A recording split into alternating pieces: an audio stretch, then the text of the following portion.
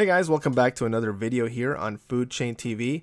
How many times have you gotten all the ingredients together and you put together this beautiful stir fry, but you don't know how to season it, you don't really know how to make a sauce, and it doesn't quite turn out the way that you get it at the Chinese takeout restaurants? Well, I'm going to show you guys a really easy, delicious, universal stir fry sauce that you can use for all your stir fries.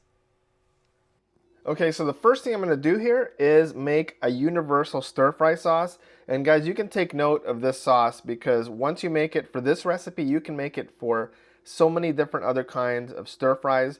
This is my go-to Chinese stir fry sauce. So we're going to start with a little bowl. I have about 2 cups of chicken stock in there. And now we're going to go through the rest of the ingredients that we're going to add to this. So if you have Chinese cooking wine, that's awesome, but most people don't. So I'm going to do dry sherry. I'm going to do maybe like a little ounce. Okay, just a little bit of dry sherry. Next up is oyster sauce or oyster flavored sauce. Okay, I'm going to do a rough tablespoon. Some light soy sauce. Again, I'm going to do just, maybe that was probably 2 tablespoons. A heaping spoonful of sugar.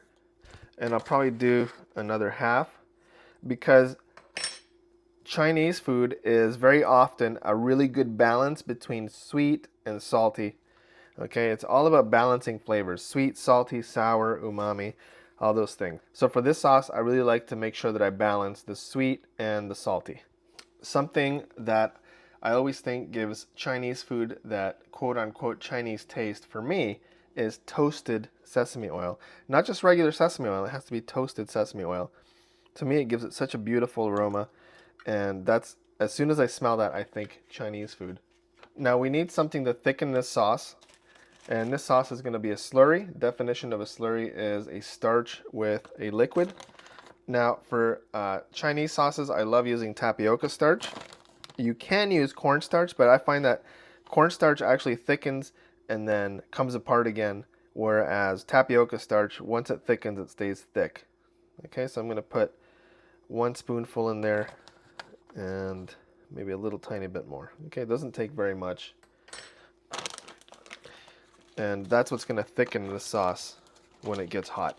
Okay, nice and easy. I always have these ingredients on hand, so whenever I want to throw a stir fry together, this is my go-to sauce. And you just want to whisk it all up. Okay, and we're going to set that aside until it's ready for go time.